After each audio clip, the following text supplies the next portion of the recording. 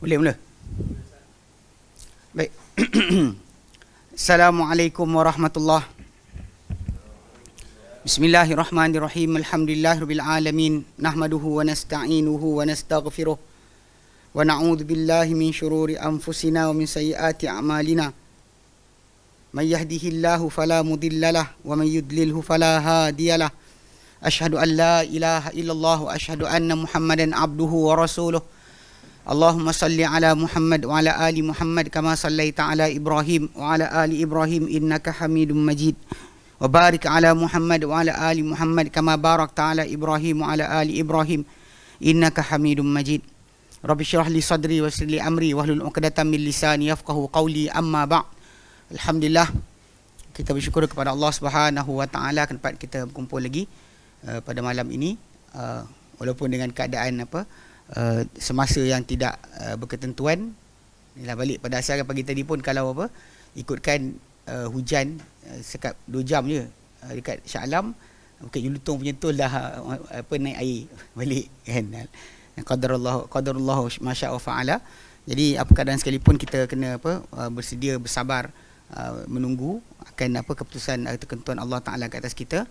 Dan jangan kita rasa gundah gulana, kerana Allah Ta'ala sentiasa buka peluang untuk kita berdoa kepada Dia dan berikan kelapangan untuk kita daripada sebarang masalah. Baik, jadi macam saya pun ingat tadi kan kok takutlah ada geng bersalam ni pergi membersihkan kawasan dan sebagainya, mungkin malam ni letih, mungkin tak dapat datang kelas. Saya terfikir itu jugalah, tapi ala kulli hal alhamdulillah kita dapat adakan kelas malam ni, dan insya-Allah kita akan sambung kelas itu pengajian kita berkenaan dengan fusul fi usul tafsir, beberapa fasal dalam usul tafsir. Baik, kali terakhir kita bincangkan, kita sedang bahaskan berkenaan dengan turuk tafsir, dan kita bincangkan, kita sebut berkenaan turuk tafsir tu ada 6 kan. Kita kata bahawa pertama tafsir Quran dengan hadis Nabi, Quran dengan kata-kata sahabat. So kita tengah bincang Quran kata sahabat, dan kita ambil pada awal itu berkenaan dengan keabsahan kedudukan para sahabat untuk dirujuk bagi tajuk ataupun pembahasan berkenaan tafsir. So, mereka adalah orang yang menyaksikan turunnya wahyu, dan mereka Quran turun dengan bahasa mereka, dan mereka dipandu dan diasuh oleh Nabi SAW sendiri. So basically kedudukan mereka sangat tinggi dalam masalah penjelasan agama. Sebab tu kalau ada orang kata macam saya berulang kali sebut, kalau orang kata suruh hormat ulama', saya kata hormat ulama' yang pertama adalah hormat sahabat Nabi SAW. Takkan kita angkat sesiapa ulama' yang lain mengatasi sahabat Nabi SAW. Sebab kalau dia kata manhaj ini kita tak ada, dan kita akan sentiasa gagal. Sebab setiap kali masuk era yang baru, zaman yang baru, akan muncullah orang untuk zaman berkenaan, orang paling alim. Tapi untuk bandingan dengan para sahabat, diorang sebenarnya tak ada kedudukan untuk dibandingkan. Sebab para sahabat Nabi mempunyai kedudukan. Bahkan ilmu yang para ulama zaman kita sebarkan, mestilah ilmu yang para sahabat ketahui, bukannya ilmu yang mereka reka-reka sendiri. Itu sudut asal lah. Dan kemudian kita kata bahawa para sahabat Nabi SAW dalam mereka menafsirkan Al-Quran, sebenarnya dia ada beberapa asas, iaitu 5 asas. Yang pertama Quran, yang kita kata mereka sendiri kadang ijtihad. Maksudnya ijtihad mereka ambil ayat Quran, mereka menjelaskan ayat Quran dengan Quran yang lain. Ayat Quran yang lain. Macam kita bincangkan itu kisah Umar bin Khattab, dia tafsirkan berkenaan dengan wa idzan nufus zuwijat tu. Kalau kita buka dalam banyak tafsiran datang dengan pengertian zuwijat tu dipasang ke roh dengan jasad. Tapi Umar bin Khattab dia faham zuwijat tu dipasangkan dengan yang setara amal dengannya. Maksudnya kalau pencuri dengan pencuri, ahli solat dengan ahli solat, ahli puasa dengan ahli puasa, semua akan dihimpunkan bersama. Dan bahkan kita tengok saksi-saksi dan dalil yang lain dalam Quran Karim pun banyak yang berikan maksud yang sama, iaitu orang masuk syurga atau masuk neraka semuanya berkumpulan. Dia bukan berseorangan, bukannya berseorangan, bahkan datang dengan kumpulan kan. Macam surah Az-Zumar sini pun antara penjelasan yang paling besar lah kan, wasiqal ladina taqau ilal jannati zumara, akan dibawa, diheret orang yang bertakwa ke syurga dalam keadaan berkumpulan. Orang masuk neraka pun dalam keadaan kumpulan. So basically kata-kata Umar tadi ada base Macam juga penjelasan Ibn Abbas berkenaan dengan tajuk as-sama' marfu' tu, maksud dia adalah dimaksudkan adalah saqf marfu' tu adalah sama' marfu'. Kemudian kita tengok dalam Sunan Nabawiyah pun sama juga, perbandingan para sahabat menyebut dengan hadis. Mana maksudnya dia baca Al-Quran dan dia bawa hadis yang setara dengan pengertian tersebut. Kalau dia kata apa, kita kata erti kata lain, bukan ketika dia dengar Nabi sabda tu, Nabi cakap ayat tu maksud dia ini. Tapi dia sendiri bawa hadis berkenaan. Ketika menjelaskan ayat Quran, dia buat penjelasan dan penerangan. Cuma kadang-kadang penjelasan dan penerangan tadi, kalau benda-benda tertentu diorang tak sebut Nabi sabda. Yang kita bagi contoh tentang qadar kan, hadis qadar, yang Ibn Dailami tu kita bincangkan sebab itu antara contoh. 4 orang sahabat Nabi cerita kisah yang sama, 3 tak sebut daripada Nabi, seorang je kata Nabi sabda. So jadi ketika yang 3 orang cakap tu, Ibn Dailami masih lagi macam ya ke tidak kan, tanya orang kedua, tanya orang ketiga. Tapi dia dapat ia memang sabda Nabi SAW, dia angkat tangan dan dengar dan taat. Itu perangai dia. Angkat perangai macam ahli kalam, makin tak puas hati, makin tanya sampai cari jalan, gunakan akal untuk memahami dalil. Bukannya pakai nas ataupun pakai wahyu untuk faham dalil. Baik. Okey, kemudian bahasa Arab kita bincangkan juga, bagaimana para sahabat Nabi SAW dahulu bergantung dengan bahasa Arab. Cuma kita kata benda tu ikut kepada daerah dan ke tempat lah. Kadang-kadang ada kalimah-kalimah tadi tak difahami oleh orang Quraisy atau orang tertentu, tempat kabilah sekian. Sebab bahasa Arab yang diturunkan dengannya Al-Quran Karim adalah bahasa yang fasih, yang difahami sebenarnya oleh semua. Tapi bila mana kadang-kadang ada kalimah-kalimah tu mereka tak faham, so bahasa Arab akan menjadi penjelasan mereka untuk maksudkan, untuk menjelaskan maksud mana-mana kalimah yang mereka tidak fahami. Contoh itu kita ambil wa'adzinat. Adzina dekat situ bukan maksud izin, kan? Adzina ya'zanu, mengizinkan. Tapi kat situ para sahabat Nabi Ibn Abbas radhiyallahu anhu, dia kata wa'adzinat rabbiha, dia mendengar kepada Tuhannya. Langit tu mendengar kepada perintah Tuhannya. Wa huqqat, memang layak dia mendengar pada perintah Tuhannya. Itu maksud dia. Baik. Itu bahasa Arab sekali lagi. Jadi hari ini kita akan masuk lagi 2 Pasal ada 5 ahli kitab dan last sekali dengan faham dan ijtihad. Baik. Okey, yang keempat antara sumber rujukan para sahabat Nabi dalam menafsirkan Al-Quran adalah ahlul kitab. Tapi nanti saya akan bawa kata-kata Ibn Abbas yang menjelaskan sikit. So balik pada asal kadang-kadang. Bismillah. Ada orang menyangka bahawa tajuk ahli kitab ni sebagai sumber bagi agama, dia jadi macam total acceptance, penerimaan yang penuh. Maka macam kita tengok geng-geng Patriot, benda tayang Facebook, kumpulan-kumpulan yang geng-geng kami bangsa Melayu ni, diorang banyak kadang-kadang merujuk kepada Old Testament, New Testament. Bukannya datang daripada hadis Nabi SAW. Penjelasan-penjelasan apa yang mereka terangkan tak ada daripada Quran dan Sunnah. Kadang datang direct daripada Old Testament. Dan diorang kadang akan kata ni lah, tengok para sahabat pun rujuk ahli kitab. Ni kita terangkan, kita baca, betul kita terangkan balik. Pasal ada kata-kata Ibn Abbas radhiyallahu anhu yang Ibn Kathir sebut pada muqaddimah tafsir beliau. Kata-kata Ibn Abbas yang menegur orang ramai berkenaan menanyakan ahli kitab tentang tafsiran Quran. Ini kalau kita kata tambahan, mungkin para sahabat buat. Tapi untuk core belief, asas kepercayaan, para sahabat tak buat. Nanti kita tengok bukti dia. Baik. Dia kata ahlul kitab. Antara rujukan tafsir para sahabat adalah ahli kitab. Raja'as sahabatu ila marwiyati ahli kitabi. Merujuk para sahabat kepada riwayat-riwayat ahli kitab. Warawaha fi tafsir. Dan mereka riwayatkan ini dalam tafsir. Kadang-kadang cuma benda ni kena ingat, pada zaman para sahabat sendiri, mereka tak menulis benda-benda ni. Mereka cakap, mereka cerita balik perbualan mereka dengan ahli kitab, mereka cerita balik pada anak murid dia. Kadang-kadang anak murid tu ingat, ini para sahabat tu dah terima. Itu kena faham juga. Wala yulzamu min dzikrihim li hadhil marwiyat qabuluhum laha. Tapi tak dimestikan daripada sebutan para sahabat terhadap riwayat berkenaan, penerimaan mereka terhadapnya. Ini kaedah yang betul. Kena pastikan. Bukan maksud dia cerita, dia terima. Orang Melayu kita ni kadang-kadang dalam kitab-kitab tak kira kitab benda sekalipun, bila datang sebutan tentang perkara-perkara tertentu, kalau benda tersebut diceritakan, dia anggap penulis tu terima. Macam dia kata, tengok Ibn Kathir riwayatkan, Ibn Ahmad riwayatkan. Dia ingatkan itu adalah pegangan ataupun fahaman yang ada pada orang, pada penulis sebut. Sedangkan dalam periwayatan mereka ceritakan saja apa mereka dengar tentang tajuk itu, tapi belum lagi bahas perbahasan tajuk lain. Sebab tu dia sebut awal kat sini, mereka riwayatkan tapi tak semesti mereka terima. bukan dimestikan mereka terima terhadap terhadap riwayat yang mereka riwayatkan, cerita mereka ceritakan, khabar kata ke, orang ni kata ke, orang tu kata ke, di kalangan ahli kitab, tidak bermaksud para sahabat bila cerita tu dia terima. Okey, pegang Wa min amsalati dzalika soal Ibn Abbas li Abil Jald. Di antara itu adalah soalan Ibn Abbas kepada Abu Jald. Okey, Abu Jald ni kat bawah. Okey. Abu Jald ni huwa Jailan bin Abi Farwah. Dia Jailan bin Abi Farwah, sahibu kutubut Taurah. Dia pemilik kitab Taurat. Dia kata wa nahwaha dan selainnya. Wasaqahu Ahmad wa Ibnu Sa'ad wa Ibnu Abbas as'ilatan, dia kata dan ditaufikkan dipercayai dia oleh Ahmad bin Hanbal dan Ibnu Sa'ad. Dan oleh Ibnu Abbas ada beberapa soalan yang ditujukan kepada Abu Jald ni, Jailan bin Abi Farwah ni. Dan selainnya lah diriwayatkan oleh Tabari pada banyak tempat dan tafsir beliau.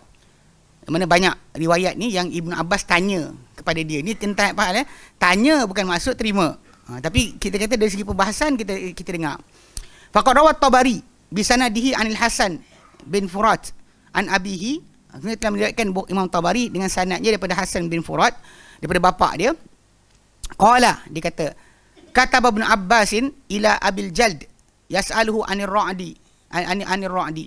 Okey. Menulis Ibnu Abbas kepada Abu Jald menanyakan dia tentang ar-ra'd. Ar-ra'd. Dia tulis surat kepada Abu Jald tanya tentang ra'd. Dan maka faqala ar-ra'du ar-rih. Maka berkata Abu Jald, ar-ra'du ar-rih. Ra'du tu adalah rih. Sedangkan kita belajar ra'du adalah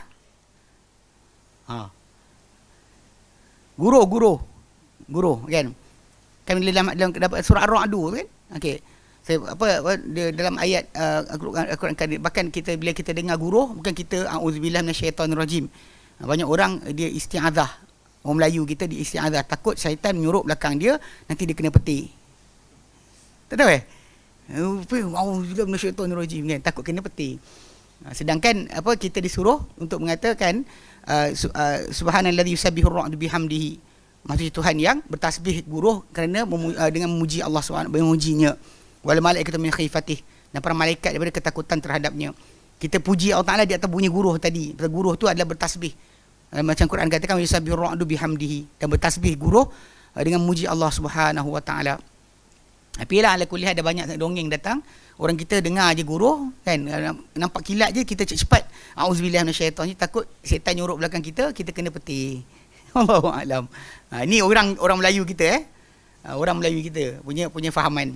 Cuma ala kulli hal ada riwayat kata Ibn Abbas tulis tanya. Tajuk asal tanya bukan maksud dia terima Tanya bukan maksud terima. Okey. Warawat Tabari, Imam Tabari juga riwayatkan an Uthman bin Hadir. Dia Uthman bin Hadir qala, beliau berkata, sami'tu Abdullah bin Abbas yaqulu. Dia kata aku mendengar Abdullah bin Abbas berkata, dia kata qara'a Muawiyah hadhil ayata faqala, dalam baca Muawiyah ayat ini. Okey, surah Kahfi ayat 86 kan. Dia baca tentang Dzulqarnain kan, bila dia kata dalam ayat 86 tu, wajadaha taghrubu fi ainin hamiatin. Dia dapati kan, bila dia sampai ke al-maghribah kan, dia sampai ke maghrib, wajadaha, dia kata dapati matahari itu taghrubu fi ainin hamiatin. Bacaan yang riwayat yang datang adalah hamiatin, tapi dia mendengar Muawiyah baca dengan hamiatin.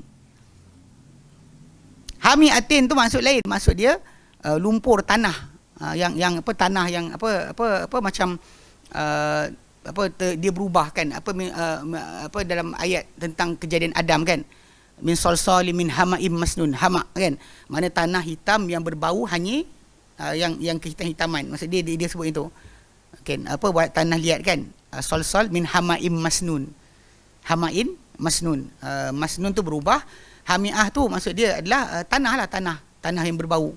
Kita balik daripada kalau kecil lah kot, zaman dulu balik daripada main bola, masuk rumah bau lumpur. Kalau tu rumah ke bau lumpur kan.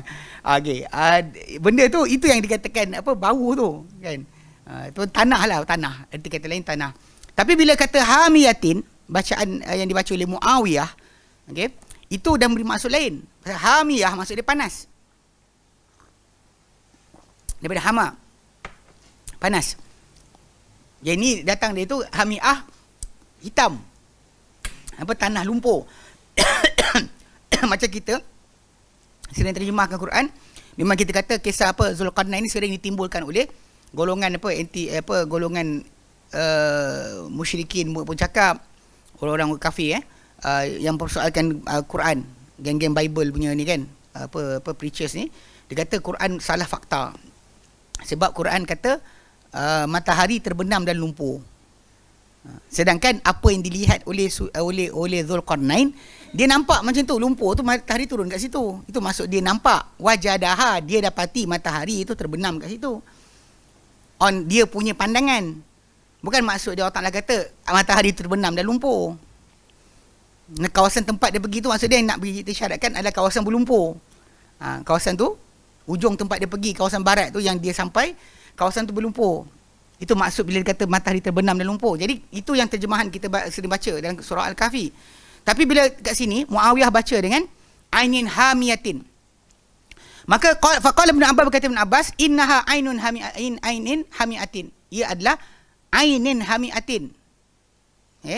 Qala, lalu ketika perbahasan tu berlaku di antara Muawiyah dengan Ibn Abbas. Dia balik pada asal Muawiyah mungkin lebih tua, senior daripada Ibn Abbas. Dan Ibn Abbas radhiyallahu anhu, dia ada privilege lah sebagai seorang yang Nabi didik dan Nabi asuh dan Nabi doakan dia. Muawiyah pun ada juga stand lain, dia antara penulis wahyu.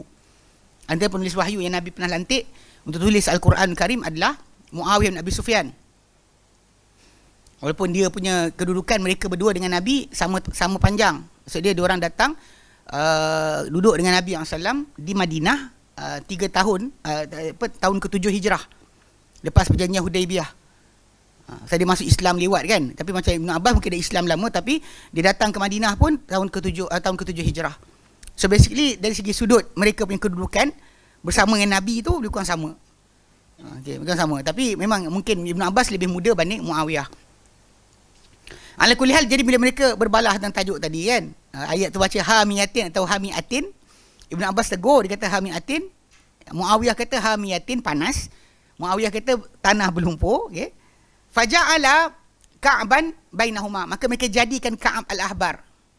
Ka'ab al-Ahbar, seseorang bekas pendeta kan, masuk Islam, yang mana dia ni dijadikan oleh para sahabat kadang-kadang rujukan untuk bertanya, korang dulu baca macam mana, korang dulu faham apa yang korang tahu tentang perkara ni. Dia sering ditanya. Kalau kita buka dalam buku Dr. Salah Al-Fatah Al-Khalidi, Al-Khulafa Ar-Rashidun bain Istikhlaf Al-Istishhad, para khalifah berpetunjuk daripada pengkhalifahan sehingga mati syahid. Dia ada ni sikit lah pasal tajuk tu. Dia jadikan konspirasi pembunuhan Umar tu dirancang oleh Yahudi, disebut nama ni Ka'ab al-Ahbar. Betul disebut tentang Nasrani ada seorang disebut, lepas tu Majusi Abu Lulu'ah. Itu ada sikit dia halus tu pasal memang ada tuduhan berlaku tentang dia. Bahkan Ka'ab al-Ahbar ni, dia ketika Umar hidup pun Umar pernah tanya pada dia tentang perkara ni. Bahkan dia pernah kata pada Umar dan para sahabat yang lain, dalam kitab Taurat ni ada sifat korang. Dia pernah cakap macam tu sekali. Sebut tentang sahabat-sahabat Nabi punya sifat pun ada dalam Taurat. Ini kata-kata dia sendirilah. So, tapi basically nak fahamkan sekarang ni, memang dia seorang yang terkenal. Ka'ab al-Ahbar ni pada zaman Umar bin Khattab hidup. Dia hidup datang jumpa bersembang dengan Umar dan sebagainya. Ada riwayat-riwayat yang banyak. Cuma masalah dia bukan sahabat, tapi dia punya kedudukan tu agak ni sikit lah. Ada orang yang macam ni kata dengan dia bagus, ada kata tak bagus. Ala kulli hal, ketika ni Ibn Abbas dan Muawiyah jadikan dia sebagai hakim di antara mereka berdua. Qala, berkata perawi iaitu Uthman bin Hadir, dia kata fa arsala ila Ka'ab al-Ahbari. Lalu mereka dua mereka utuskan kepada Ka'ab al-Ahbar. Mereka hantar berkirim kepada Ka'ab al-Ahbar. Okay, fasa'alahu, mereka tanya dia. Faqala Ka'ab, maka berkata Ka'ab al-Ahbar, amma syamsu fa innaha taghibu fi sa'tin. Adapun matahari dia terbenam dalam saat. Fakanas ala ma qala Ibn Abbas. Maka jadilah pendapat tersebut yang betulnya adalah kepada kata-kata Ibn Abbas. Wa sa'tu at-tin. As-sa' tu at-tin, mana air yang bertanah, lumpur lah. Bukannya maksud air yang panas. Muawiyah baca, maka dia dapati matahari terbenam pada air yang panas. Sedangkan yang ini kata daripada air yang berlumpur, kan, berlumpur. Jadi kata-kata Ibnu Abbas tadi macam dapat sokongan daripada Ka'ab al-Ahbar. Ibnu Abbas punya kata-kata, penjelasan dia dapat sokongan daripada Ka'ab al-Ahbar. Ini contoh macam mana berlakunya rujukan ataupun pengembalian para sahabat, sebahagian para sahabat kepada ahli kitab dalam memahami sebahagian Al-Quran, ayat-ayat atau kalimat Al-Quran. Tapi macam saya sebut awal tadi, dalam ringkasan tafsir Ibn Kathir sebenarnya ada sikit penjelasan yang diriwayatkan. Okey, dia kata apa? Ini antara ni ringkasan Ibn Kathir punya dalam muqaddimah Ibn Kathir ada ringkasan Ibn Kathir, dia ada nukilkan dalam perkara ni. Dia kata wa min a'zamil kalam fi dalalati ala tanzil Quran al-azim min hadhihi al-akhbar israiliyati, dan di antara sebesar-besar kata-kata pada petunjuk terhadap bersihnya Al-Quran yang agung daripada khabar-khabar Israiliyat ini adalah kalimatun di Ibn Abbasin, satu kata-kata daripada Ibn Abbas, oleh Ibn Abbas.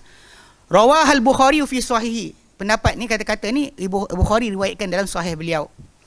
Wa naqalaha anhu al-Hafiz Ibn Kathir, dan nukilkan daripada Bukhari Hafiz Ibn Kathir, kata Syekh Ahmad Syakir, inda tafsir ayati, dalam tafsir ayat 79 min surah Al-Baqarah. Faqala Ibn Abbas, dalam riwayat tersebut Ibn Kathir pun nukilkan kata-kata Ibn Abbas. Yang ini yang kita akan ni balik ayat tadi, tajuk tentang rujukan para sahabat kepada ahli kitab. Faqala Ibn Abbas, berkata Ibn Abbas, dia kata apa? Ya ma'syaral muslimin, hey orang-orang Islam, dia kata, kaifa tas'alun ahlal kitabi an syai'in, bagaimana kalian boleh minta atau kalian boleh tanya kepada ahli kitab tentang satu perkara. Wa kitabukumul ladzi anzalallahu ala nabiyhi ahdatha akhbarillah, sedangkan kitab kalian yang Allah turunkan ke atas nabinya sallallahu alaihi wasallam adalah khabar paling baru, khabar Allah paling baru, latest one. Ini yang terbaru sekali. Yang tu dah ada kan, latest ni yang terakhir, yang terbaru dari Allah Taala. Taqra'unahu mahdan la yashub, okay, kamu baca dia secara terus, tidak ia pernah rasa jemu, takkan jadi lusuh. Wa qad haddatsakumullahu anna ahlal kitabi qad baddalu kitaballahi wa ghayyaruhu, dan telah mencerita kepada kalian Allah Taala bahawa ahli kitab mereka telah menukar kitab Allah dan mengubahnya. Wa katabu bi aidihimul kitaba, dan mereka tulis dengan tangan-tangan mereka sendiri kitab. Wa qalu huwa min indillah, dan mereka kata ini dari Allah. Allah ceritakan dalam Quran. Ini kita baca surah Al-Baqarah, banyak ayat kan datang. Okay, liyashtaru bihi thamanan qalila, untuk mereka beli dengannya benda yang nilai sedikit, ini dunia. Nak dapatkan redha dunia pada manusia, dapatkan habuan dunia pada manusia, maka mereka tulis benda-benda yang meredhakan manusia. Okey. Afala inhakum ma ja'akum minal ilmi an mas'alatihim, tidakkah menegah kalian apa datang pada kalian daripada ilmu, daripada kalian bertanya kepada mereka. Wala wallahi, dan tidak demi Allah, ma ra'aina minhum ahadan qattun sa'alakum anil ladzi unzila ilaikum. Tidak, dan tidak demi Allah, tidak kita lihat di kalangan ahli kitab sesiapa pun yang menanyakan kalian mengenai apa yang turun pada kalian. Dia tanya Al-Quran apa pada kalian, tapi kita sibuk tanya pada dia, kenapa? Okey, faham? Jadi memang kalau kita ikutkan, ini antara yang paling kuat lah kan, kalau kita bandingkan kata-kata ini dengan tajuk perbahasan tadi kan. Bukan maksud dia para sahabat Nabi bergantung dengan ahli kitab untuk mengetahui makna Al-Quran. Cuma mungkin untuk sokongan kepada tertentu ataupun perbahasan semata-mata, atau untuk pengetahuan, tapi bukan untuk pendalilan. Ya, diorang akan tanya, berbual dengan mereka, tanya kan, nak tengok apa benda yang diorang ada. Macam Nabi sendiri SAW pun pernah kan bertanya kepada ahli kitab perkara tertentu, dan Nabi gelak, Nabi senyum kepada para sahabat bila ahli kitab tadi jawab serupa macam apa Nabi terangkan. Itu basic yang kita kena faham. Kedudukan masalah Quran Karim ni bersih daripada Israiliyat untuk dijelaskan. Apa lagi ahli kalau kata-kata ahli falsafah, lagi teruk lah kan. Mana ahli kitab pun tak layak, yang ada kitab pun tak layak, yang ikut akal lagi tak layak lah untuk dijadikan sandaran untuk pengetahuan tentang kata-kata mereka menjadi sandaran untuk agama. Baik, dia kata okay, jadi faham kat situ. Okey, yang kelima yang para sahabat gunakan untuk pendalilan ataupun apa bahasan bagi tafsir adalah al-fahmul ijtihad, kefahaman dan ijtihad. Okey. A'malas sahabatu radhiyallahu anhum uqulahum, telah menggunakan para sahabat. Para sahabat. Dia ni sikit. Ya. Okey. Telah menggunakan para sahabat akal mereka fi fahmil Quran dan memahami Quran. Wastanbatu minhu, dan mereka mengistinbat mengeluarkan hukum daripada Al-Quran. Wa kanu fihi ala tafawutin, tapi para sahabat di atas perkara berkenaan dalam pengeluaran hukum daripada Quran mereka berbeza-beza. Ada beza faminhul mukthiru, maka di kalangan mereka ada yang banyak menjelaskan Al-Quran ikut pendapat mereka. Wa minhum duna dzalika, dan ada yang kurang daripada itu. Kurang wa kan ijtihaduhum mabniyan ala ilmin, dan ijtihad mereka sebenarnya adalah terbina di atas ilmu. Bukan dia maksudkan pendapat mereka ni memang cakap semata-mata, sebab kelayakan mereka, kita faham ulang balik, mereka punya kedudukan dalam agama sebagai orang yang menerima wahyu Quran. Di hadapan mereka Quran turun, bahasa Arab, bahasa Quran adalah bahasa mereka. Sebab tu bila kita macam kita sering sebutkan, ada orang kata kalau para sahabat bercanggahan, kenapa tak kita? Para sahabat bercanggah di atas dasar mereka punya ilmu, kan, pengetahuan mereka, layak mereka untuk bercanggah. Yang kita pula yang kemudian ni tak layak untuk perkara demikian. Bila kita dah tahu mana yang lebih dekat kepada dalil, kita ambil stop situlah. Bukan kita kata kalau sahabat pun canggah, kenapa saya tak boleh canggah, dia kata. Ini kadang-kadang orang yang overestimate kemampuan diri. Sedangkan bahasa Arab pun gagap. Bahasa Arab pun saya yakni, ana, yakni 10 kali kan. Nak cakap bahasa Arab pun yakni banyak. Dia kita orang tu memang kita tahu, kita tengok kira berapa yakni dia cakap. Dia dah ajam ni jahat ni kadang, nakal. Nak tengok orang tu fasih ke tidak, kita tak berapa banyak yakni keluar mulut dia. Dia bilang, yakni tu dengan fikir, ana yakni yakni dia tu kan, yakni orang Arab biasa wallahi dia fikir wallahi dia macam tu. Yang kita Melayu ni yakni kan, Allah alam kan. Tapi itu biasalah. Kadang-kadang overestimate diri kita. Ini dalam yang belajar agama. Yang tak belajar agama lagi dahsyat. Yang tak belajar bahasa Arab langsung pun ada banyak yang rasakan diri dia layak untuk gunakan akal. Ini kena faham para sahabat Nabi bila mereka cakap satu perkara, dan bahkan bukan majoriti diorang. Yang dinukilkan daripada mereka boleh kita bilang dengan jari. Jumlah para sahabat yang terlibat dalam pentafsiran Quran, penguranan fatwa, bukan ramai. Paling ramai ada 7 orang. Actually paling ramai 7 orang. Yang kita sebutkan macam Ilam Muwaqqi'in Ibn Qayyim nukilkan, 7 orang jadi rujukan fatwa ni adalah Umar, kan, Ibnu Umar, Ibn Mas'ud, Ibn Abbas, Ali, Zaid bin Thabit, Aisyah. 7 ni paling banyak. Buka lah apa benda tajuk pun. Memang 2 orang lah yang paling banyak menukilkan tentang tafsiran bagi Al-Quran. Yang paling banyak dinukilkan dari mereka hukum-hukum fiqh, fatwa-fatwa, ini sah, ini batal dan sebagainya, datang dari mereka. Kita ada Arab Badui yang kencing dalam masjid, tapi tak diambil daripada fatwa. Kita ada ramai para sahabat ratusan ribu. At least kalau ikut kepada yang Ibn Hajar Asqalani nyatakan, ketika Nabi SAW tunaikan Hajjatul Wada', jumlah para sahabat ketika itu adalah 100,000 yang datang bersama Nabi SAW tunaikan haji. Jadi jumlah mereka 100,000 orang. Ramai kan. Sebab tu yang bila Nabi sampai satu tempat, diorang baru sampai, tengok Nabi dah buat second benda. Lepas tu, ya Rasulullah, aku tak buat benda lagi. Nabi kata buat kan. Macam terutama pada 10 Zulhijjah. Kan tertib melontar, menyembelih, bercukur. Ada orang dah buat ini, tak buat ini. Ada orang dah buat ini, tak buat ini. Kan Nabi kata if'allah haraj. Pada hari berkenaan, tertib pelaksanaan haji tadi, anda tak wajib ikut macam Nabi SAW.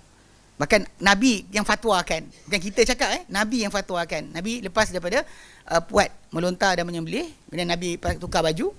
Kan? Kemudian Nabi SAW duduk di atas unta, menjawab fatwa-fatwa orang ramai. Nabi tak jawab, Nabi cukur, dia jawab orang ni tanya, orang ni tanya. Semua Nabi kata if'allah haraj. Buat, kau tak buat lagi, buat. Dia kata, ya Rasulullah, aku tak melontar lagi, aku dah menyembelih. Ya Rasulullah, aku dah cukur, aku tak buat sekian. Pasal dia sampai, Nabi tengah buat, dia follow lah. Kan 100,000 kan, kita bukan ada kamera besar zaman tu. Kan, bila awak datang, Nabi tengok apa? Dia cakap, aku tak buat ni lagi. Sebab tu bila kata nak buat haji macam Nabi SAW tu ikut follow kan, macam zaman sekarang dah dibukakan ruang. Even kadang-kadang tamu kerajaan Saudi pun saya tengok diorang pun tak ikut. Hari Tarwiyah tak ada masuk. Pergi terus ke Arafah. Pasal benda tu pasal kesempitan pada waktu berkenaan. Jam dekat berbelas jam. Dia Jeddah dengan Mekah tu 40 minit je paling lama apa sebenarnya. Tiba-tiba kawan dia kena duduk 6 jam tak lepas lagi jam. Sampai hari lewat kan. Lepas 10 Zulhijjah masuk lepas daripada hari ke-5 ke-6 tu sampai. Kadang-kadang package mahal lah. Datang lewat balik awal. Jadi hari tu Nabi kata if'al la haraj, buat tak ada salah. Buat tak ada salah. So, jadi memang kita kata dari segi sudut asal ni memang kita kata kita sebut tadi para sahabat Nabi sendiri daripada segi fatwa bukan semua dirujuk. Nama dia ada yang menceritakan hadis Nabi ialah banyak. Tapi fatwa kadang-kadang tak diminta. Sebagai contoh Abu Hurairah radhiyallahu anhu tak diambil daripada dia, tak dijadikan dia sebagai salah seorang rujukan, sikit. Sedangkan hadis dia hafal ramai, banyak. Dia hafal banyak hadis. Tapi bab fatwa tak banyak. Bab hukum hakam balik pada 7 orang tadi. Abu Hurairah tak masuk dalam tu. Kan? Ini yang kena faham dia punya kedudukan para sahabat Nabi SAW. Memang ada banyak, ada sedikit dalam masalah gunakan pendapat ni tadi. Wa kana ijtihaduhum mabniyan 'ala ilmin wa lam yakunu yaquluna dan tidak pernah mereka dahulu mengatakan fil Quran bi ara'ihim bi ghairi ilmin, dan tidak pernah mereka dahulu mengatakan tentang Quran dengan pendapat mereka sendiri dengan tanpa ilmu. Tidak ada mereka cakap dengan pendapat sendiri. Hatta macam Umar bin Khattab kan, dia ditanya satu perkara, dia pernah cakap, dia kata mana langit nak payungkan aku, mana bumi nak tampung aku kalau sekian aku kata pada tentang Quran apa yang aku tak tahu. Dia cakap dengan pendapat aku sendiri. So basically dia tak nak, tapi dalam masa sama bila orang tanya kalalah, dia jawab tentang masalah kalalah. Ini dalam bab faraid. Orang yang mati tak tinggalkan bapa, tak ada bapa, tak ada anak lelaki, tak ada ni kan, tak ada anak, tak ada bapa. So macam mana keadaan dia? Gitu yang kalalah. Adik-beradik dia akan masuk mewarisi harta dia. So Abu Bakar jawab. Dia jawab. Tapi ketika pada masa sama bila orang tanya dengan dia pendapat, dia kata apa, langit mana nak payung aku? Bumi mana nak tampung aku kalau kata tentang Quran dengan apa benda aku tak tahu. So basically dia balance, bukannya pendapat semata-mata. Kalau pendapat tu dia cakap tu dia tahu. Bukan dia cakap benda yang ikut pada usaha dia, ijtihad dia sendiri tanpa sebarang sandaran ilmu. Walidha halau mastashkala ala ghairihim fi fahmihi. Kerana situ kan, mereka merungkaikan apa dimuskilkan terhadap orang lain pemahamannya. Bila ada orang muskil tentang Quran, diorang rungkaikan. Wa awdahu lahum hadzal muskila, dan mereka jelaskan kepada orang yang bertanya tu, orang ramai yang muskil tu akan kemuskilan berkenaan. Wa min amsalati dzalika ma rawahu al-Bukhari, dari antara itu adalah apa yang diriwayatkan oleh Bukhari, min as'ilatil muskilati, daripada soalan-soalan yang muskil, yang rumit, allati turihat ala Ibn Abbasin, yang dilemparkan kepada Ibn Abbas, dilontarkan Ibn Abbas soalan muskil. Wa minha, di antaranya firman Allah Taala dalam Quran dalam surah An-Nazi'at. Muka ayat 27 sampai 30.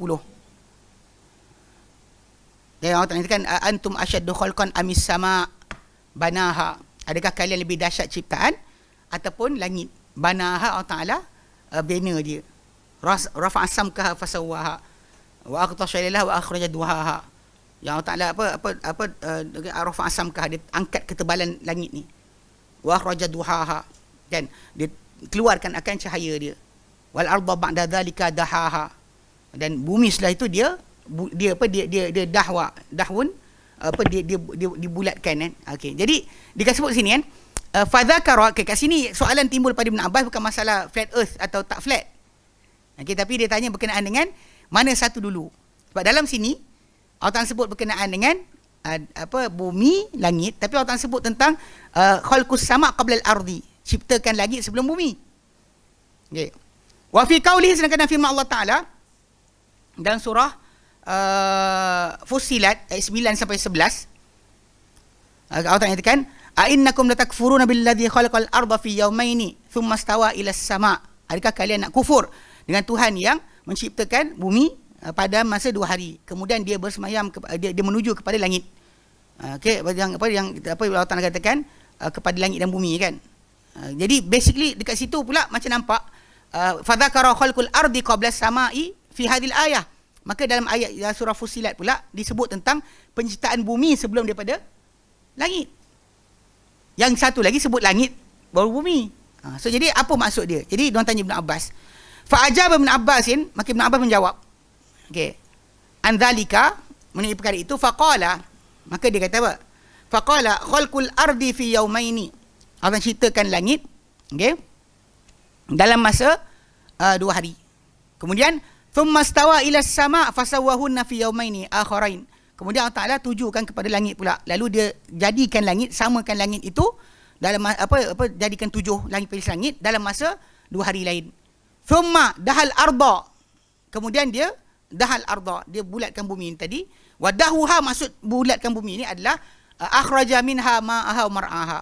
Dikeluarkan dari bumi itu airnya dan juga rumput-rumputnya. Okey, rumput-rumput ragutnya. Wa khalaqal jibala wal jimal wal akam. Allah Ta'ala ciptakan gunung ganang, okay, binatang-binatang dan juga akam, banjaran-banjaran. Wa ma bainahu fi yawmain akharain.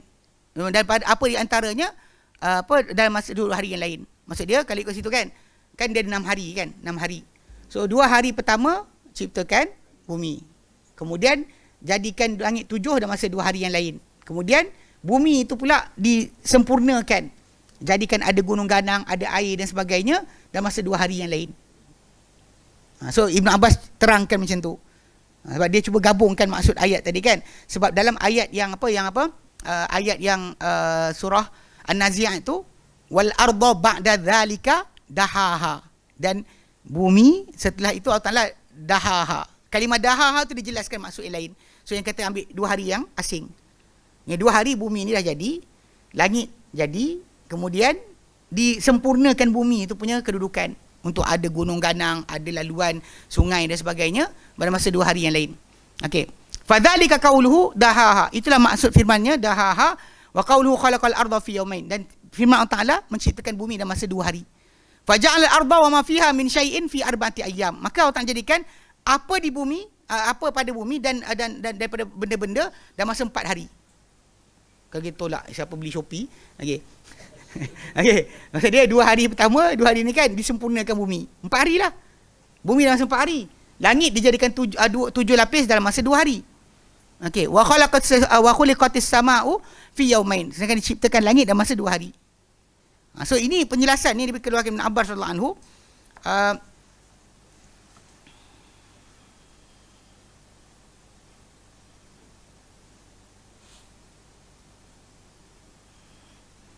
Okey. Jadi Ibn Abbas radhiyallahu anhu di kat sini dia gunakan pendapat dia lah. Bila orang tu tanya kan. Maksud dia ambil, memang dia dasar pada Quran juga, tapi dia akan terangkan maksud ini. Dia gunakan pemahaman dia untuk fahamkan macam mana orang kata kat sini sebut bumi sebelum langit, kat sini bersebut langit sebelum bumi. Wujudkan bumi itu sendiri sebelum langit. Tapi kemudian disempurnakan bumi tadi lepas langit dah siap. Lepas langit dah siap barulah disempurnakan bumi berkenaan. Segala apa benda yang ada pada dia, pada bumi tadi, gunung ganang, bukit bukau kan, sungai-sungai dan air-air sebagainya, jadi selepas daripada itu. So itu basic yang kita kata kat sini Ibn Abbas radhiyallahu anhu terangkan berdasar pada fahaman dia sendiri. Pasal kat sini kalau kita lihat dalam footnote yang baru kat sini ada kan. Dia tak sebut. Kalau footnote yang baru dia sebut kat sini rawat Tabari bi sanadihi, telah memberikan Imam Tabari dengan sanadnya an Sa'id bin Jubair an Ibn Abbas. Sa'id bin Jubair daripada Ibn Abbas, haddatsahu qala, dia ceritakan kepadanya, dia berkata, bainama ana fil hijri jalisun, sedang mana aku di Hijr Ismail duduk, atani rajulun yas'alu an anal adiyat dhabha. Adiyat adiyat ni kalau ikut tafsiran kuda yang digegaskan ketika peperangan, adiyat dhabha. Faqultu lahu al khailu hinama tughiru fi sabilillah. Maka aku jawab, orang tu kata apa adiyat dhabha, kata Ibn Abbas, kuda ketika mana digegaskan di jalan Allah Taala. Summa ta'wi ilal lain, kemudian dia pulang balik ketika waktu malam. Fasna'una ta'amahum wa yuruna narahum, lalu mereka pun akan nyalakan buat makanan mereka dan nandakan api mereka. fanfatala anni fa dhahaba ila Ali. Maka lelaki tu dia kata lepas tanya aku, dia tanya ada Ali pula, Ali bin Talibin. Dan Ali ketika itu tahta siqaitil Zamzam, berada di bawah teduhan tempat minum Zamzam. Fasa'ala an adiyat. Okey. Faqala sa'alta anha ahadan qabli. Ali tanya pada lelaki tu, kau tanya siapa sebelum aku? Dia kata qala na'am sa'alta anha ibn Abbas. Aku tanya mengenainya ibn Abbas. Faqala al-khailu hina tughiru fi sabilillah. Maka Ibn Abbas kata al-adiyat tu adalah kuda bila mana digegaskan ketika di jalan Allah Taala. Maka qala idhhab fad'uhu li. Mana Ali kata pada lelaki tu, kau panggil Ibn Abbas datang sini. Bawa dia datang sini, dia kata. Falamma waqaftu ala ra'si, bila aku berdiri di sisi kepala Ali bin Abi Talib, dia kata qala tuftin nasa bima la ilma laka bihi. Engkau beri fatwa pada orang ramai tentang kau tak ada ilmu mengenainya, kata Ali. Wallahi lakanat awwalu ghazwatin fil Islam la Badrun. Demi Allah, benar-benar peperangan pertama dalam Islam ni adalah perang Badar. Wa ma kana ma'na illa farasan. Tak ada bersama kami ketika tu kecil 2 ekor kuda je. 2 ekor kuda je ada. So maksud dia, kalau kau kata ini berkaitan dengan kuda yang digegaskan, then perang pertama kami adalah Badar. Dan dalam perang Badar hanya 2 ekor kuda je kami ada. Okay. Dia kata apa, farasun li Zubair wa farasun li Miqdad. Seekor kuda milik Zubair bin Awam, seorang kiri Miqdad bin Aswad punya kuda. Fa kaifa takun al-adiyat dabha? Macam mana boleh adiyat? Dia akan jamak tu kan. Macam mana boleh adiyat? Dia kata yang tu. Inamal adiyat dabha min Arafata ila Muzdalifah ila Mina. Tapi adiyat ni sebenarnya dabha ni maksud dia adalah perjalanan pergerakan binatang tadi daripada Arafah ke Muzdalifah ke Mina. Maka ketika tu qala Ibn Abbas, kata Ibn Abbas, fanaza'at dia kata an qauli, okey, wa raja'tu ila alladhi qalahu Ibn Abbas, fanaza'tu an qauli, aku pun patah balik daripada kata-kataku dan aku patah balik pergi kepada kata-kata yang dikatakan oleh Ali bin Abi Talib. So basically kadang-kadang pendapat yang ini tunjuk contohlah pendapat dia. Tapi bila dibetulkan dia patah baliklah. Bila Ali tegur dia balik tentang apa kata-kata adiyat dhabha tu, kata-kata. Tapi kalau kita buka dalam tafsir, memang semua pegang itu kan. Ini kena faham. So basically apa benda tersebut, pasal memang dalam Quran kebetulan sumpah-sumpah yang Allah Ta'ala sumpah dengannya, Allah Ta'ala bersumpah dengan apa sahaja, mursalat ke, naziat ke, yang kita tak faham maksud dia, kita tak tahu pun tak apa. Tak tahu pun tak apa. Sebenarnya sebab apa, zariyat ke, tak tahu apa kan, angin ke, kan, apa, benih ke dan sebagainya. Kalau tak tahu apa, sebab dalam Quran Karim kita, Allah Ta'ala gunakan sumpah tadi untuk penegasan bagi apa dia nak jelaskan lepas tu. Sebab lepas macam wal asri, dan tak tahu asar ke ataupun masa.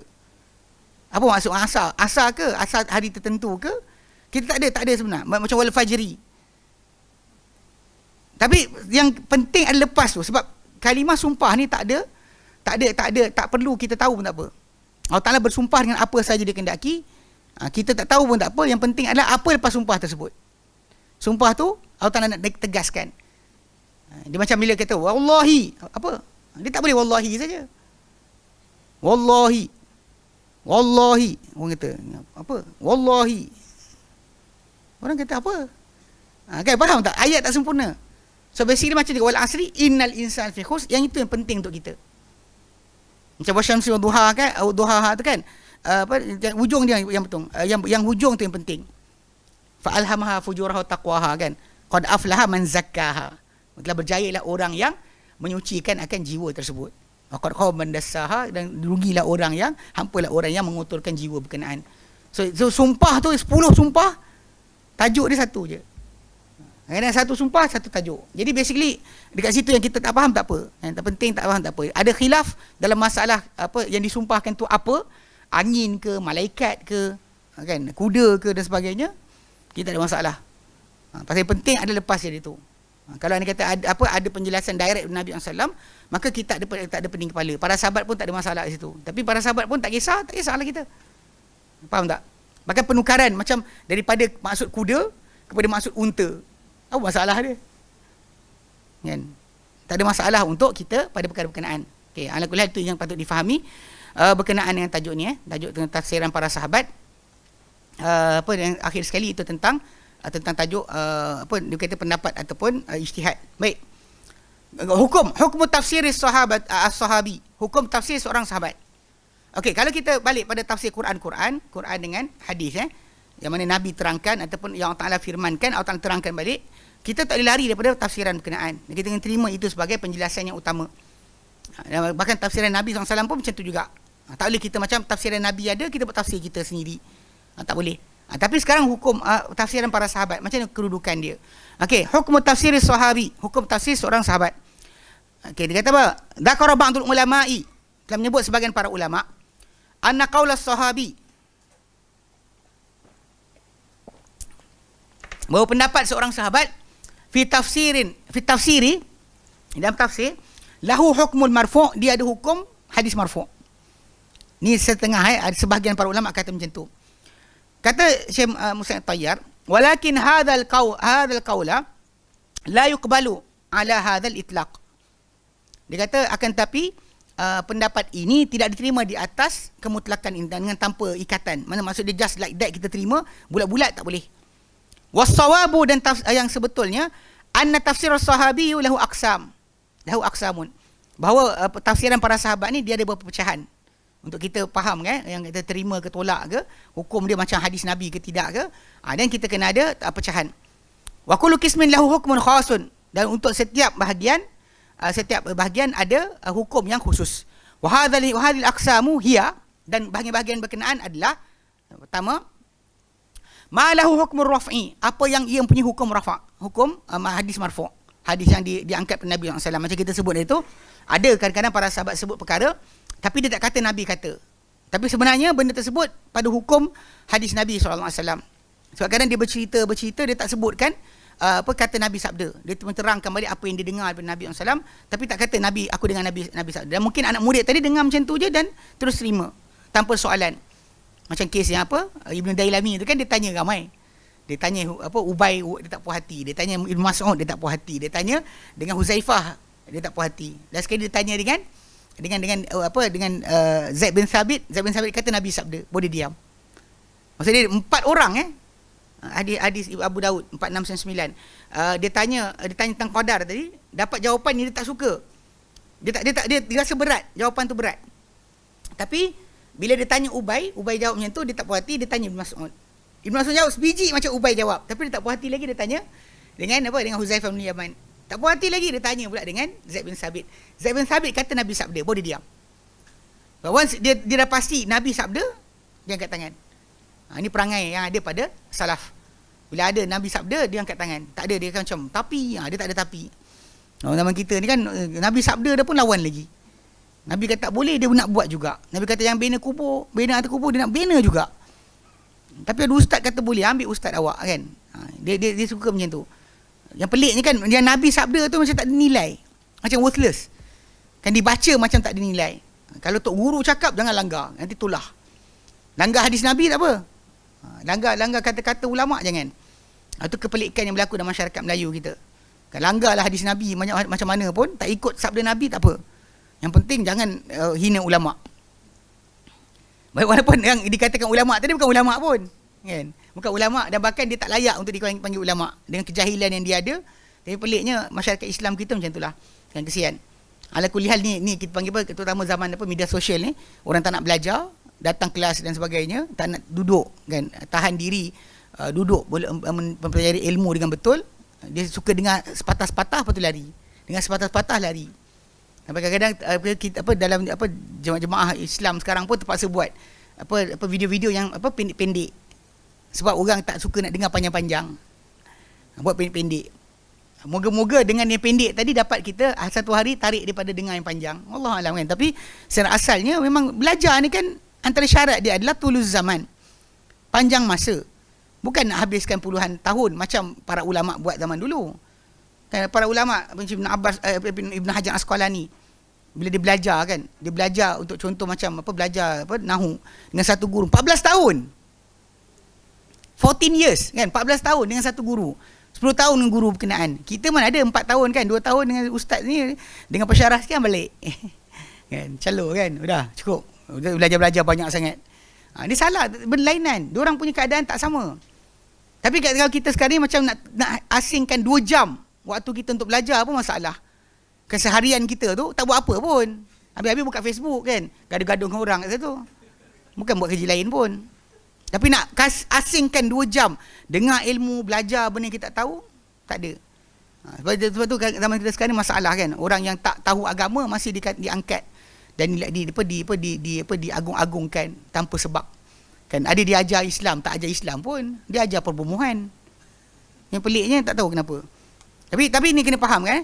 Jadi jadi first thing first macam kita sebut tu kan. Ada riwayat para sahabat ni hukum marfu'.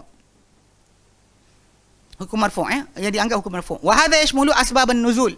Dan ini merangkumi sebab turun ayat.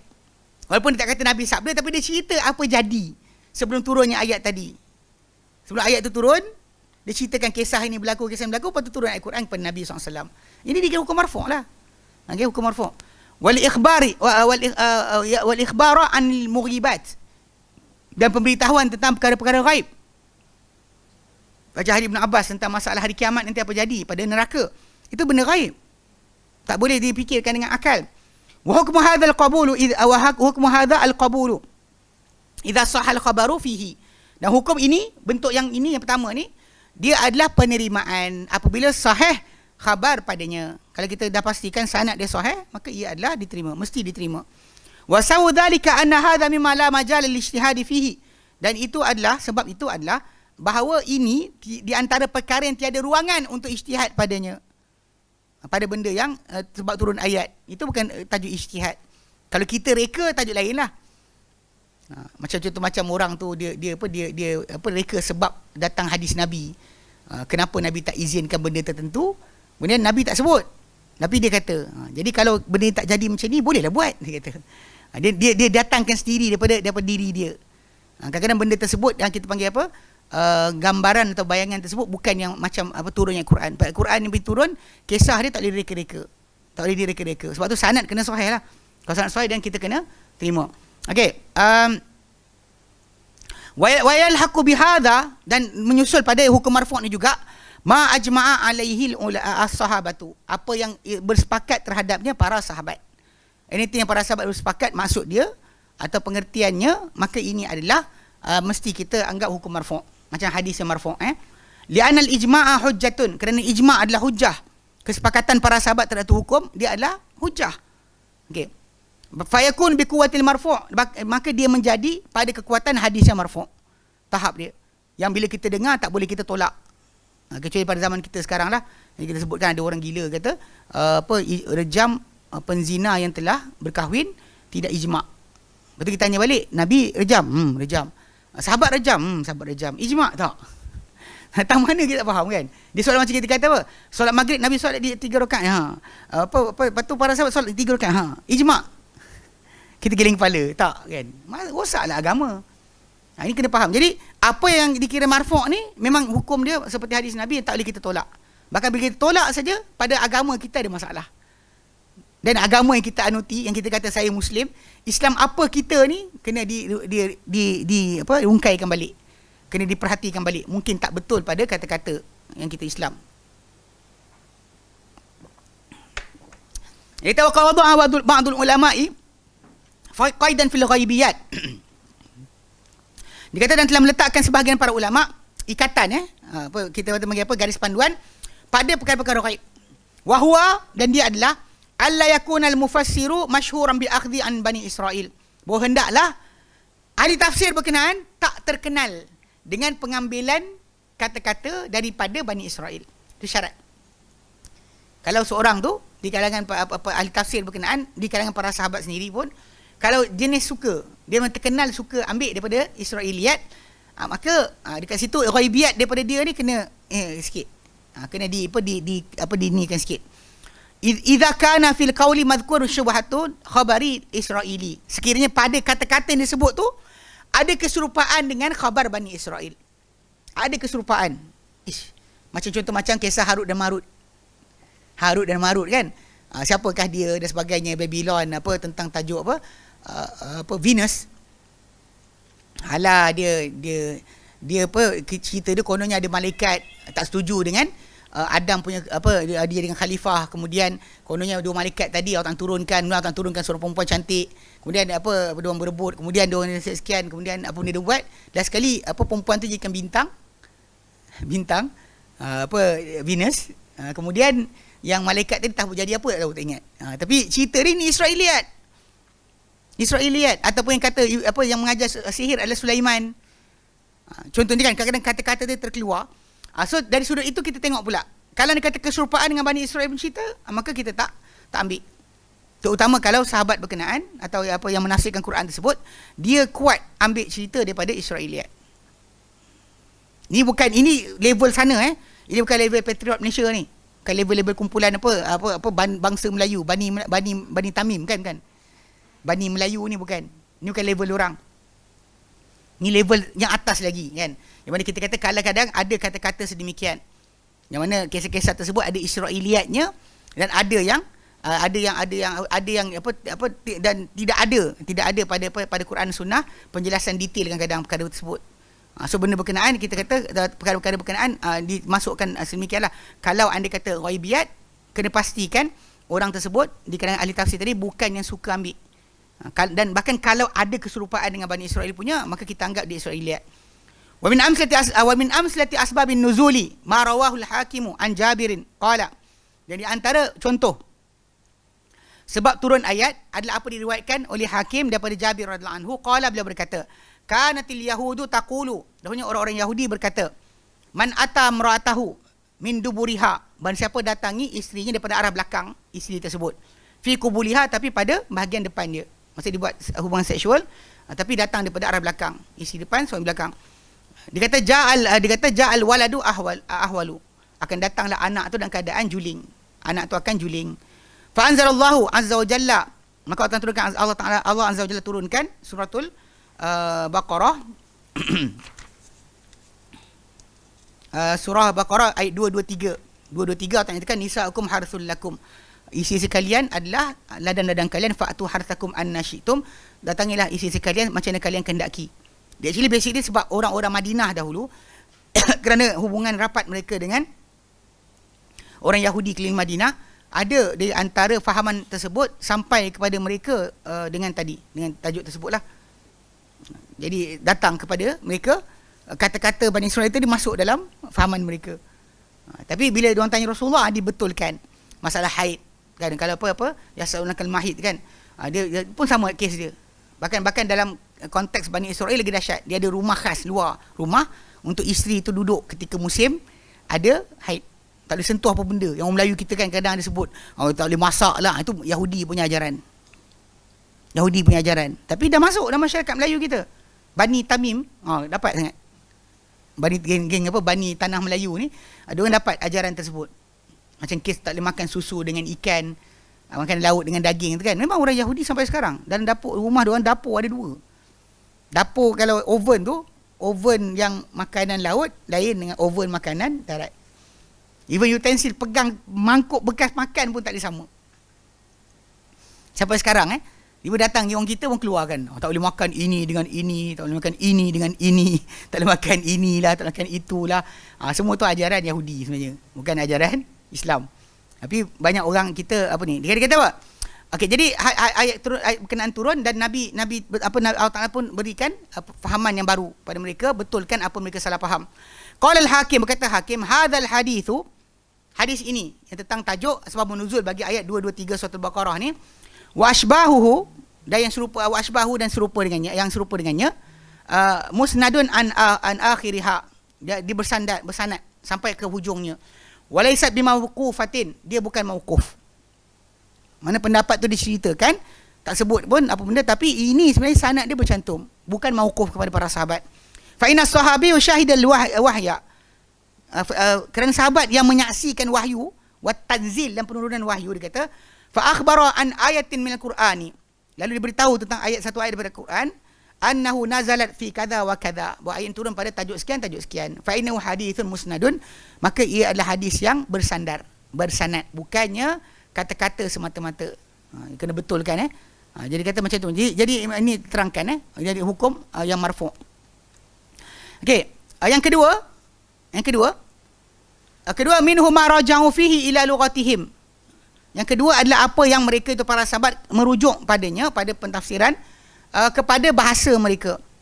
Wa hukmu hadzal qabul hadza al-qabul kadzalika. Dan hukum perkara ini adalah diterima juga macam tu.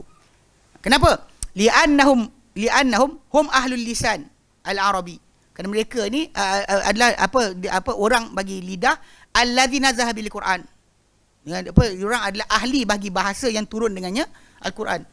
Wa hum a'lamu bi lughatihim min ghairihim. Dan mereka lebih tahu tentang bahasa mereka berbanding orang-orang lain. Whoever datang lepas daripada mereka, pastinya tafsiran ataupun penjelasan mereka buat tadi mungkin ada penggunaan baru yang baru muncul.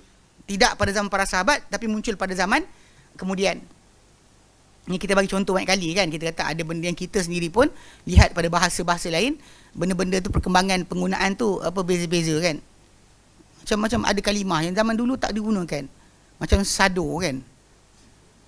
Masa kan jadi suruh khabar gunakan, padahal kalimah tu asalnya besar bodoh. Tak tahu sado. Yang budak tu kata, besar gila.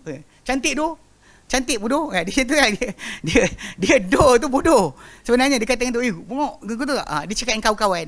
Last sekali jadi penggunaan. Last sekali masuk dalam media arus perdana. Masuk dalam berita, dalam surat khabar. Penggunaan sado. Besar bodoh. Asalnya besar bodoh. Itu maksud asal dia besar bodoh. Sebenarnya. Macam cara perbualan budak-budak kan.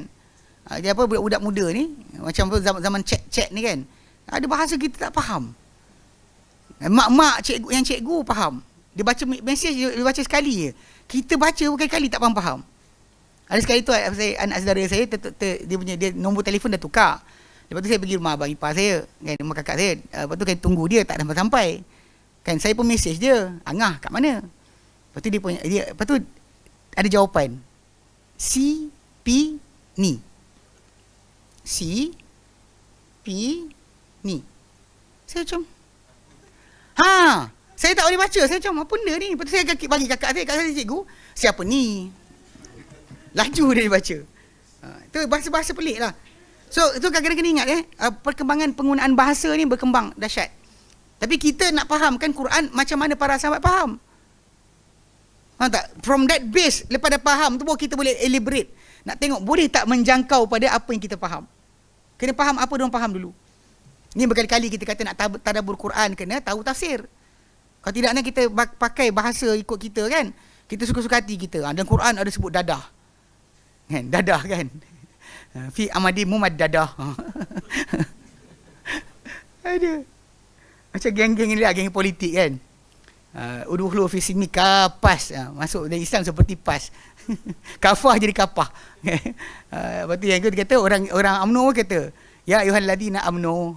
Ali amzah amanu tu. Kan. Apalah diorang ni. Tapi fahamlah pasal bahasa Arab, diorang punya bahasa kena dikedepankan. Ni pecahan yang kedua lah. So kalau para sahabat dah explain maksud tadi, dan itu dari situ kita faham. Macam Ibn Abbas kata, wa aznat li rabbiha wa huqqat idza sama'u syaqqat, bila langit terbelah, wa adzinat li rabbiha wa huqqat, dan dia mendengar kepada Tuhannya, dan memang layak dia mendengar pada Tuhannya. So kita patutnya faham itulah. Yang kita kata mengizinkan kan, adzina kalau ikut kamus buka. Tak jumpalah. Awak tak jumpalah jawapan Ibn Abbas tadi. So itu dua orang faham. Ikut bahasa dua orang faham. Macam hadza dzalika, ingat saya bagi tahu tu? Hadza dengan dzalika.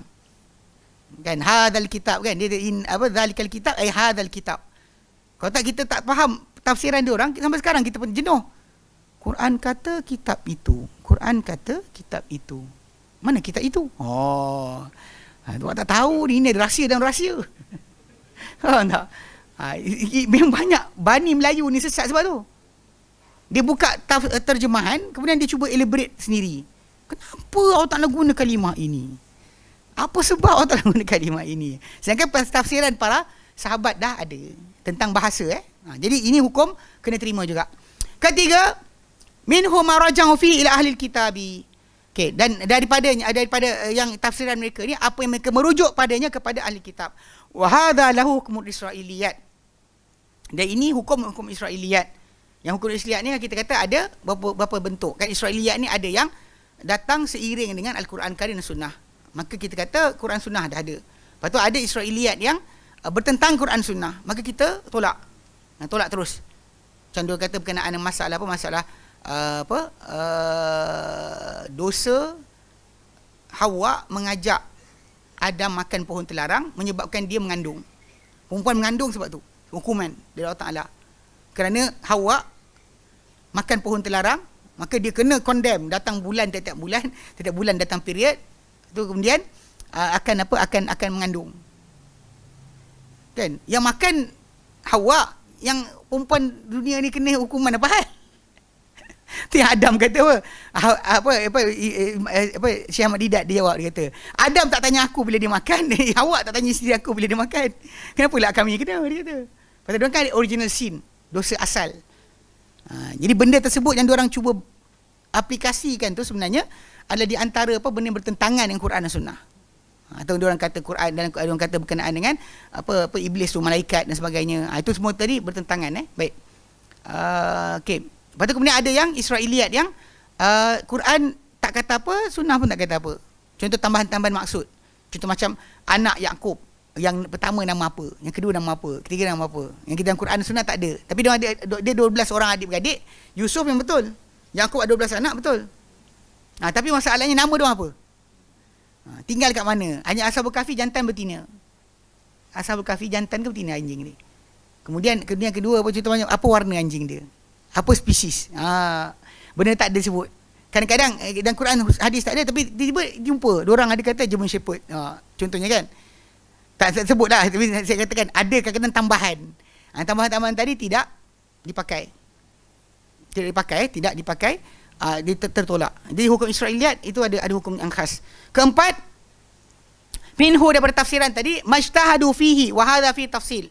Dan di antara daripada tafsiran berkenaan, tafsiran para sahabat, apa yang mereka berijtihad padanya.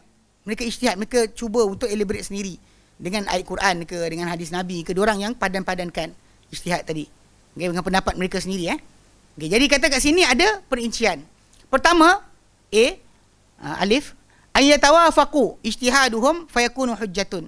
Bersepakat ijtihad daripada Umar, daripada Ibn Abbas, daripada sekian, semua tuju pada maksud yang sama.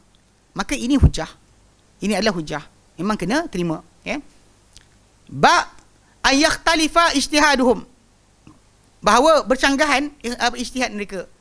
A kata sekian, B kata sekian. Fayurajjahu baina aqwalihim bi ahadil murajjihat.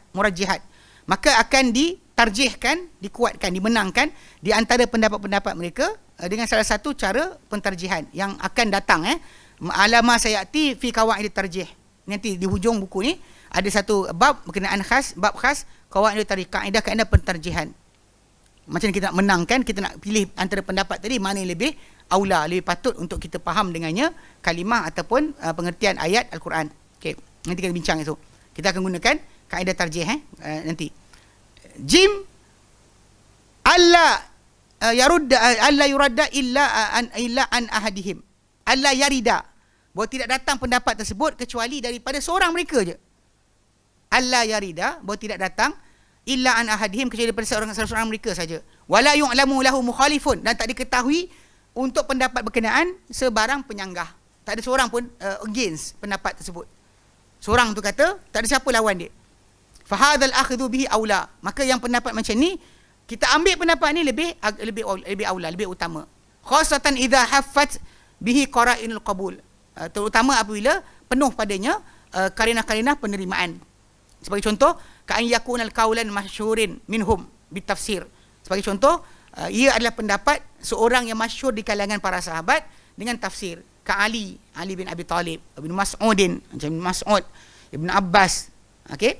Ataupun au qabilahu man ja'a ba'dahum wal akhdhu bihi. Ataupun diterima pendapat tadi yang seorang tu cakap, yang tak ada siapa lawan di kalangan para sahabat, dan tabi'in selepas mereka terima.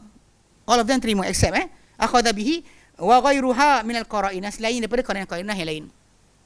Yang pentingnya kita kata pendapat tersebut tidak ada percanggahan di antara para sahabat, tapi seorang tu je cerita. Tak ada kesepakatan. Kalau kesepakatan kita kena terima. Semua para sahabat cerita benda yang sama, kita kena terima. Tapi kalau kata seorang tu yang tadi bercanggahan, kita kena menangkan salah satu. Kalau ada pertembungan, Nanti kita akan belajar nanti berkenaan masalah percanggahan dan tafsir ni. Dia ada tajuk berkenaan percanggahan tadi, bukan percanggahan bertembung, tapi percanggahan berkenaan dengan kepelbagaian. Benda satu benda tapi cara cerita tu lain. Dia benda satu je, sama je. Kadang-kadang banyak orang lihat percanggahan tafsir ni sebenarnya percanggahan yang bertentangan. Sebenarnya salah. Banyak tafsir ni, percanggahan itu adalah percanggahan kepelbagaian, cara kefahaman. Macam tadi kan, binatang apa yang digunakan dalam peperangan tadi. Dia tu apa? Unta ke kuda? It's still talking about binatang yang digunakan ketika pergerakan. Cuma masalah dalam perang ke, ketika perang Badar ke, ketika apa macam Ali tadi kata perjalanan daripada Arafah ke Muzdalifah ke Mina. Itu ke? Wallahu alam. Jadi asalnya kita kata, tapi tajuk dia masih berkenaan dengan binatang yang ditunggang untuk perjalanan dan pergerakan kita. Sama ada ketika haji ataupun ketika jihad fisabilillah. So dia ada sikit perbezaan dekat situ. Ala kulli hal, okey, kita kata perbezaan tu nanti kita akan belajar tentang tajuk perbezaan yang pelbagai, bukannya perbezaan yang bertentangan. So kalau dia kata bertentangan, nanti baru timbul masalah kaedah tarjih. Tarjih tadi pertama, A, check sanad yang ada tu macam mana, atau B, kita tengok berkenaan masalah mana yang lebih banyak dalil menyokong, dalil Quran dan hadis yang menyokong pendapat berkenaan. Sebab pendapat dia saja tanpa disebutkan tentang ayat Quran mana sebagainya lah. Okey, baik. Okey, ataupun dekat sini dia kata bila yang terakhir sekali, bila pendapat tu datang di seorang saja, tak ada siapa menentang, kemudian ada qarinah-qarinah yang patut kita terima. Contohnya macam orang yang terkenal dalam tafsir, iaitu Ali kan, Umar ke, Ibn Abbas ke, Ibn Mas'ud ke Ubay bin Ka'ab ke. Diorang ni adalah orang yang dikira sebagai guru Al-Quran pada zaman Nabi SAW dahulu. So bila diorang bercakap, nilai cakap mereka adalah besar. Okay, walaupun dia seorang je cerita. Okey. Kemudian ataupun diterima oleh orang lain selepas mereka, itu kalangan tabi'in yang terima pendapat berkenaan, yang tak ada pertentangan. InsyaAllah itu yang kita akan bincang lagi pada masa akan datang, dan qarinah lain. Wallahu a'lam. Alhamdulillah kita habiskan. InsyaAllah nanti kita akan masuk jalan pada tafsiran yang keempat, itu pentafsiran Quran dengan kata-kata para tabi'in. Wallahil hamd. Ada soalan?